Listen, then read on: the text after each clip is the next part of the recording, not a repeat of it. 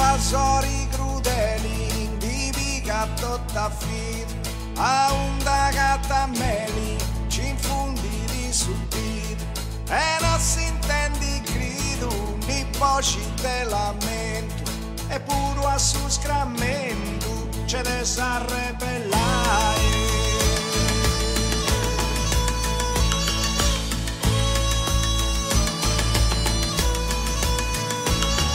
C'è de s'arrebellare, che se un domo nostra, c'è de si dinigai, poi di si sfai sa posta, un'isola esposta a nuove invasioni, non bastantes blucconi, saputo può firmare.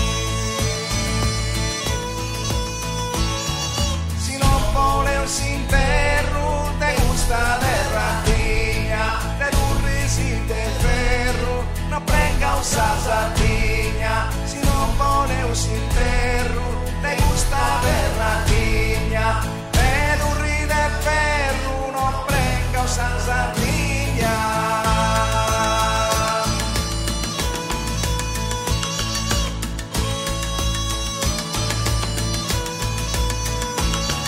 Sa storia è su passavo, sapre de dolori, su sarto ammalezzavo, de su figlio oppressori, ancora slevidori, mi vengo de domandas, capinas in mudandas, signori intimigai.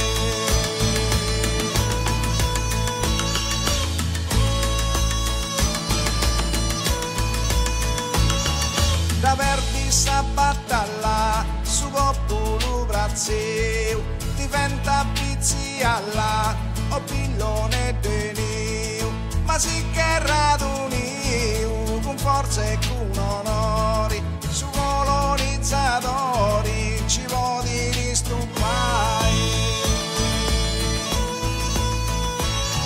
Si non vuole un sinterro, te gusta de ratigna, te durrisi de ferro, non venga un sa sardegna. Si non vuole un sinterro, te gusta de ratigna, te durri de ferro, non venga un sa sardegna. Ci stanno invadendo casa con le pale eoliche, ci stanno inquinando persino le zone storiche. Questa è casa nostra e vogliono farci la fossa per mangiare tutto quanto, lasciandoci pelle e ossa. Diamoci una mossa, rispondiamo coi fatti, senza stare fermi e senza cedere a ricatti, come dei leoni in gabbia dentro una gabbia di matti. Non ci chiedono permesso e ci stanno comprando gratis.